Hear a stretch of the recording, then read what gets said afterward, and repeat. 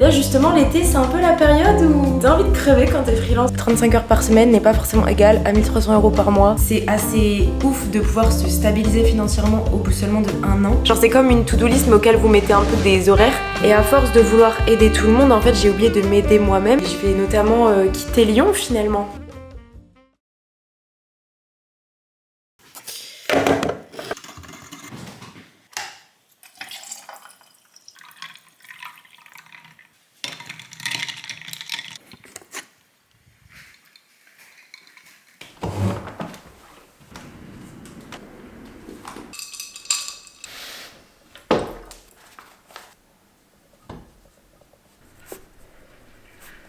Ça fait un petit peu plus d'1 an que je suis en freelance maintenant et ça fait, on va dire, 4-5 mois que j'ai vraiment une stabilité financière et que j'ai aussi pas une routine, parce que je déteste les routines. Comment me tuer, comment me foutre en hôpital, me foutre une routine. Sauf ça, sauf écrire le matin et boire un matcha. Mais ça c'est pas une routine, ça c'est une thérapie, ça c'est un traitement. C'est un traitement pour ce qui se passe là-dedans. C'est la première fois depuis 3 vidéos que je fais pas de tachycardie en démarrant cette vidéo. Je suis assez calme. Bon en même temps il est 9h du mat et je suis levée depuis plus d'1 heure vu que j'ai été faire 2-3 courses. J'ai commencé.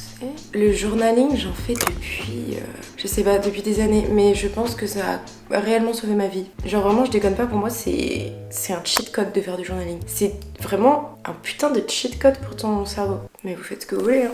Affirmation, je suis intelligente. Je disais donc, ça fait un petit peu plus d'1 an que je me suis lancée en freelance et ça fait 4-5 mois que j'ai une réelle stabilité financière mais aussi une stabilité dans ma manière de travailler et ma charge de travail hebdomadaire. Surtout que là j'ai fait toute une révision vu que j'avais un petit peu forcé les derniers mois. Du coup je vous propose qu'on passe une journée ensemble dans ma vie de freelance, voilà tout simplement. Du coup bienvenue dans une journée dans ma vie de freelance finalement, welcome. Ça se voit que je suis un peu claquée quand même hein. Ça se voit, ça va être compliqué.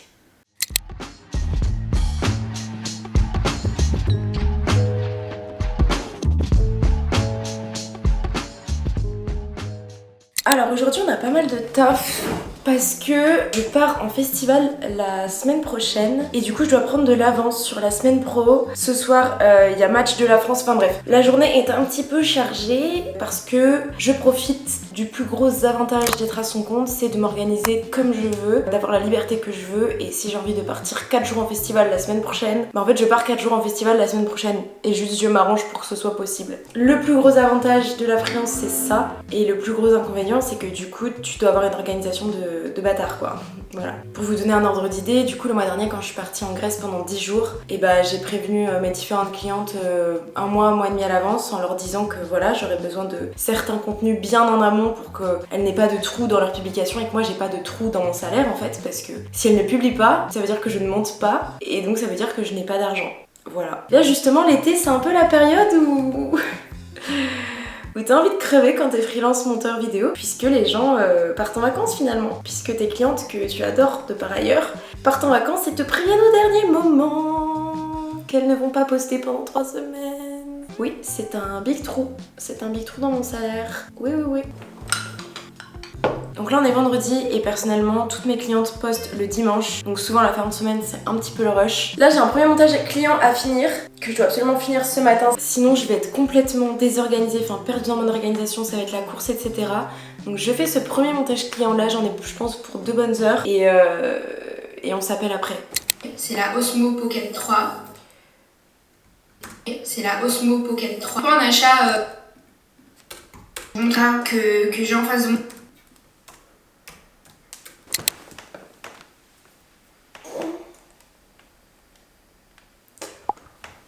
J'ai fini ma première session de taf là. En général ce que j'essaye de faire c'est de me faire un peu des moments de deep work. Donc je vais me faire des séances d'1 ou 2 heures. En gros ma technique c'est je me mets un minuteur sur mon tel de 1h30, 1h, 2h selon le temps que je veux deep. Et vraiment genre la règle c'est tu n'as pas le droit de sortir ta tête de ton ordinateur tant que ça n'a pas sonné. Et ça marche plutôt bien en vrai hein. Ça me permet d'être super focus. Et de temps en temps quand je sens que je suis un peu défocus je regarde juste le temps qui reste et je me dis ok ça va il reste 30 minutes Concentre-toi ma belle. Là j'ai fait quasi la moitié de la vidéo. Non j'ai fait un tiers de la vidéo. Je vais me refaire une grosse session d'1h30 je pense. Et dans 1h30 le but là c'est de finir ça. Et comme ça après je peux passer à l'autre quoi.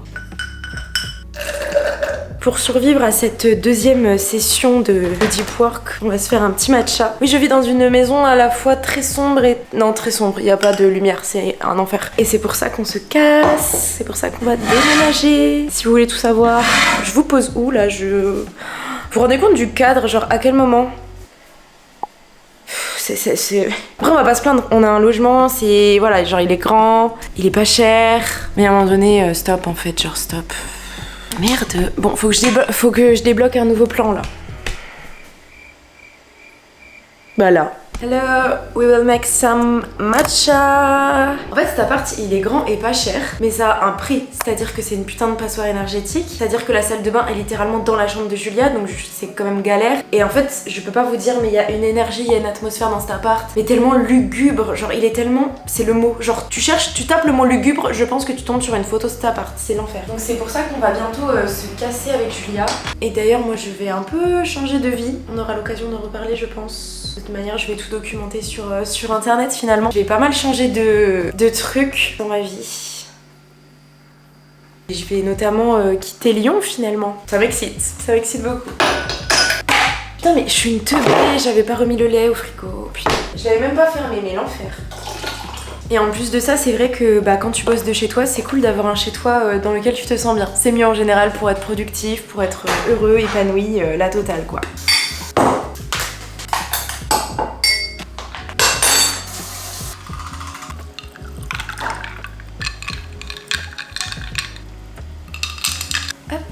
Et on repart.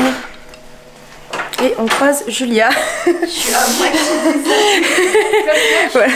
La vie de coloc, finalement. En fait, ce que j'ai fait, c'est que j'ai essayé d'organiser ma journée avec l'application Structured, que je connaissais déjà, mais que Manon Caillasse m'a rappelé dans sa dernière vidéo. Merci Manon, je sais que tu vas passer par là. Because you're supportive friends. Sauf que c'est une application géniale où vous pouvez structurer votre journée par horaire et par tâche. Genre c'est comme une to-do list mais auquel vous mettez un peu des horaires. Sauf que voilà, genre ça ne marche pas sur moi. Les gens de mon espèce, ça ne fonctionne pas. Là typiquement j'avais mis Zoé, donc ma cliente de 8h à 11h. Comment vous dire qu'à 8h j'étais encore au lit et que à 9h j'étais au Carrefour et que là il est 11h et que non, enfin on n'a pas fini du tout là, on aura fini dans 1h30. Donc je vais essayer de... Comment je peux faire? Je vais essayer de réorganiser un petit peu ma journée là parce que j'ai besoin d'avoir une vision. Ce soir il y a 2 matchs et que je suis complètement matrixée par l'euro. Donc il faut absolument qu'à 17h ma journée soit finie. À 17h30 je me barre, à 18h je suis au bar avec ma petite bière en train de regarder 4 heures de match de foot. C'est bon pour vous? C'est bon pour tout le monde? Super, pour encore perdre mes paris sportifs, un plaisir. Non, Zoé, en vrai, je vais la faire encore pendant 1h30, donc jusque 12h30. Ensuite, 12h30, 13h30, je me prends une pause où il faut que je mange. Et ensuite, il faut que je fasse Lorena de 13h30 à 16h30. Je pense qu'en 3 heures, ça peut le faire. It's nice, it's nice. Bon allez, on retourne bosser, ciao. Synonymous sex? No, that's not funny to you because my future's not a joke. Let me explain. I think you should go back to school. Contribute. You want me, Archie? You want in? Hop, pulière. Ce t-shirt Gymshark, je le recommande pas. J'aurais fait que remonter. Frère, je suis comme as. On dirait que j'ai des trapèzes de Ademo là. Du coup, comment je m'organise? Je voulais faire un petit point sur comment je m'organisais parce que... Comment ça? Mais à quelle heure? À quelle heure? Je n'ai plus de place dans ma carte SD, c'est impossible. Honnêtement, c'est impossible. Je vois pas comment, pourquoi, dans quelles conditions. Reprenons là où nous en étions finalement. Comme j'en avais parlé dans une des dernières vidéos, j'ai fait un épuisement professionnel. Et en fait, ça a été le résultat de 8 semaines de taf non-stop, sans pause, du matin au soir. Enfin, je bossais vraiment beaucoup trop. Pour vous donner un ordre d'idée, en avril, je crois que j'ai fait un truc comme 8 ou 9 factures. Et en fait, le mois dernier, j'ai fait que 3 factures. Et ce qui m'a vraiment aidé personnellement, ça a été de réduire le nombre de personnes avec qui je bosse. Il y a Actuellement, comment je travaille, j'ai décidé de garder seulement mes 3 clientes régulières. Et de temps en temps, j'accepte des projets annexes. Mais c'est vraiment, faut que le projet me parle, ou alors faut que j'ai de la disponibilité parce que justement j'en ai une qui part en vacances ou quoi. Mais j'ai plus du tout envie de bosser avec autant d'intermédiaires différents. C'est beaucoup trop de gestion, c'est beaucoup trop de trucs à penser, c'est une charge mentale qui est beaucoup trop grande. Donc je préfère bosser avec moins de personnes, mais bosser mieux du coup, bosser de manière mieux rémunérée aussi. C'est quelque chose que j'ai mis en place. En fait, au cours des derniers mois, je me suis posé beaucoup de questions sur ma freelance. Faut savoir que ça fait que 1 an que je fais ça, donc je suis encore en train d'apprendre et j'ai l'impression qu'en même temps ça va très vite pour moi et tant mieux et j'en suis très contente. Mais pour parler avec pas mal de potes qui sont eux aussi en freelance, c'est assez ouf de pouvoir se stabiliser financièrement au bout seulement de 1 an, d'avoir cette régularité là et cette stabilité financière. Alors stabilité, pas totalement, là je sais que le mois dernier ça a été un petit peu plus compliqué, ce mois-ci pareil ça va être un peu plus compliqué, enfin voilà, je sais que la période estivale dans tous les cas faudra toujours réussir à la passer chaque année, ça je l'ai bien comprise. Mais globalement sur le reste de l'année je suis assez stable et ça c'est trop cool. Et je sais que là les derniers mois pareil, les erreurs que j'avais pu faire de pricing il y a 1 an et bah elles sont corrigées. Puis il y a 1 an autant vous dire que je me priçais mais alors très mal. Et d'ailleurs moi je vous conseille de très vite bien vous pricer. Je sais qu'au début c'est compliqué et moi c'est ce que j'ai fait, c'est que je me suis très mal pricée au début. Et là il y a une personne avec qui je bosse depuis 1 an, ça a été une de mes premières clientes où j'ai réadapté les prix avec elle, j'ai discuté avec elle de comment on pouvait faire, j'ai essayé de lui apporter des choses en plus, mais j'ai augmenté mes tarifs sur ce qui se fait actuellement et ce qui est juste aussi pour moi, mais aussi juste pour elle. Donc voilà, trouver un consensus qui soit juste, parce que tu peux pas augmenter tout le monde n'importe comment, ça c'est clair, mais il y a un moment donné, il faut que tu te réajustes, surtout qu'entre temps, bah je pense que vous le savez, mais la première année, on a des charges qui sont moins conséquentes, mais à partir de la deuxième année, les charges elles sont plus hautes et là c'est le cas. Donc j'ai toutes mes charges qui ont augmenté et j'avais pas changé mon pricing sur mes plus anciennes clientes. Enfin voilà, j'essaye de faire ça. Du coup, comment je fonctionne, comment s'organise un petit peu mes semaines. Moi j'ai 3 clientes principales pour du YouTube et c'est tout. J'ai envie de plus en plus de me dire que la freelance c'est une partie de ma vie, mais ce n'est pas toute ma vie, même au niveau professionnel. C'est-à-dire que j'ai envie que mon activité de monteuse freelance, ça soit seulement peut-être 60-70% de ma vie professionnelle, mais j'ai envie de créer d'autres choses, de pouvoir travailler sur d'autres projets qui n'ont parfois rien à voir avec la vidéo, ou alors tout simplement de pouvoir prendre le temps de faire mes vidéos YouTube, parce que là du coup c'est la 3e que je fais et je reprends vraiment doucement plaisir et facilité à le faire. Donc voilà, j'ai envie de pouvoir vraiment réduire ça et pour ça faut tout simplement que je réduise mon nombre de projets hebdomadaires et mensuels. Les 3 postent une vidéo par semaine le dimanche, donc en général ça me permet d'avoir au moins mon dimanche de libre et entre le lundi et le samedi je gère comme je veux. Tant qu'elles ont toutes leurs vidéos postées dimanche matin, on est bon. C'est un peu ça l'orga. Là pour cette semaine j'avais seulement 2 vidéos sur les 3 à faire. La première du coup je l'ai faite ce matin avec vous, elle est sur Frame, j'attends les retours. La deuxième elle est validée, je l'avais fait en début de semaine. Et ce que je vais faire là c'est que je vais commencer des vidéos pour la semaine prochaine, puisque la semaine prochaine je pars 4 jours en festival. Je pars du jeudi au dimanche, donc va falloir que je cale tout en 3 jours, donc je vais essayer de prendre un petit peu d'avance. En plus là je pars demain midi pour un week-end d'anniversaire et je serai pas de retour avant dimanche soir, donc faut vraiment que je réussisse à boucler un max de trucs avant demain midi, sachant que dans 3 heures faut que je me barre au bar. Mais ouais c'est vrai que vraiment moi dans l'idéal là j'aimerais que ma freelance ça me prenne 3-4 jours max par semaine, parce que ouais grosso modo une vidéo ça me prend 1 ou 2 jours selon. Plus ça fait longtemps que tu bosses avec quelqu'un, plus tu le comprends, et je pense que c'est ça qui prouve quand t'es un bon monteur, c'est quand t'es vraiment en capacité de capter la DA que la personne veut et de lui apporter et qu'en fait une fois que tu mets ton projet à vérifier, la personne elle te fait 2 commentaires et c'est à la limite une faute de frappe et pourquoi pas rajouter juste ça, tu vois. Et ça c'est merveilleux. Alors qu'il y a 6 mois il y avait des vingtaines de commentaires parce que forcément c'était le temps que tu captes ce que la personne elle veut en fait. Enfin bref, allons-y. Travaillons. J'ai la flemme si vous saviez. J'ai trop la flemme. Je vous mens pas, je suis éclatée en ce moment. Je sais pas, j'ai plein de trucs dans la tête, il y a plein de choses qui arrivent dans ma vie. En fait, j'ai aucune énergie émotionnelle et sociale. Les gens m'ont usée.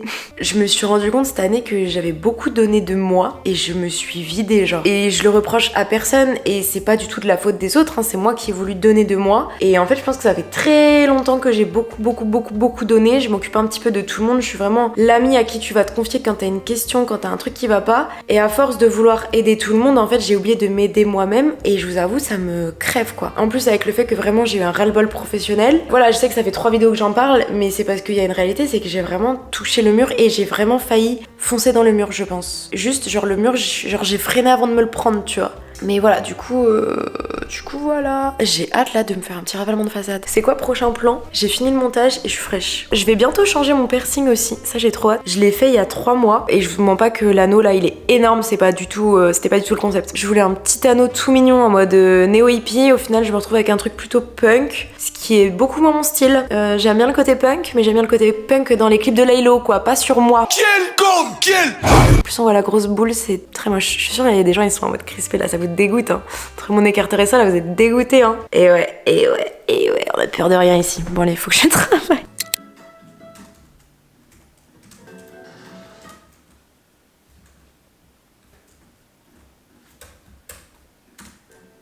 Il est 17h30, je viens de me laver, de me préparer, comme vous pouvez le voir, j'ai essayé de faire quelque chose avec le peu de temps que j'ai. Là, faut juste que j'envoie quelques fichiers avant de partir. J'ai 2 WeTransfer à envoyer, Julia elle est en train de finir de se préparer, pareil elle a des fichiers à envoyer et tout, et après, let's go voir la France gagner j'espère. Putain, j'espère vraiment qu'ils vont gagner parce que sinon...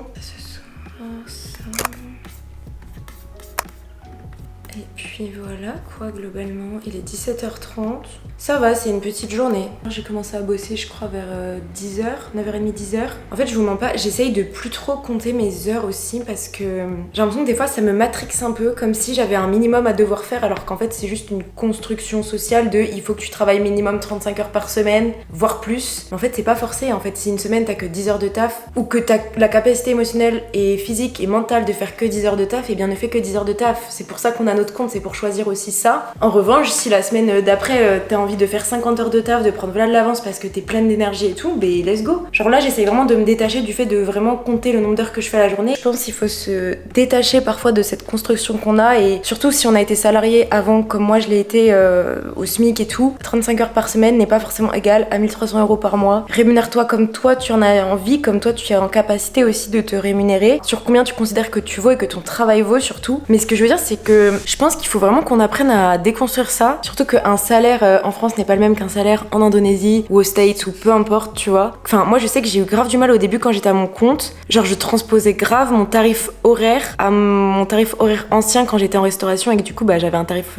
horaire de SMIC, tu vois. Et en fait, je pense que des fois on a un peu peur de se tarifer haut parce qu'on se sent pas légitime ou quoi, mais en fait bah c'est toi qui dois imposer ta légitimité, qui dois bosser pour cette légitimité là. Je pense qu'on a tous un gros truc à déconstruire avec l'argent parce que chacun a son propre rapport à l'argent, mais j'ai l'impression que dans ma génération, beaucoup de gens ont un rapport très malsain à l'argent. Moi c'était mon cas et j'essaye de plus en plus de déconstruire tout ça, et ça dépend de notre héritage familial aussi. Donc il y a des gens qui vont tout le temps être dans la crainte, il y a des gens qui vont pas se rendre compte de l'avantage qu'ils ont, mais qui vont aussi être dans la crainte du coup de ne pas réussir à rendre fier ce que leurs parents eux ont réussi à faire. Non oui, je pense qu'il y a vraiment un gros truc à déconstruire, et moi je suis vraiment en train de revoir mon standing de vie là entre guillemets. Je sais pas comment expliquer, mais j'essaye de plus en plus de me dire que j'ai le droit de gagner de l'argent, tu vois. Et que si les gens autour de moi en gagnent moins, et bien c'est pas grave, tu vois, c'est leur vie à eux, c'est mon chemin à moi. Et c'est pas parce que toi t'as plus d'argent que t'en prends à quelqu'un d'autre. Parce que j'ai l'impression qu'il y a vachement cette notion-là, parfois, de se dire que si toi t'as de l'argent, c'est que quelqu'un n'en a pas. Et à un moment donné,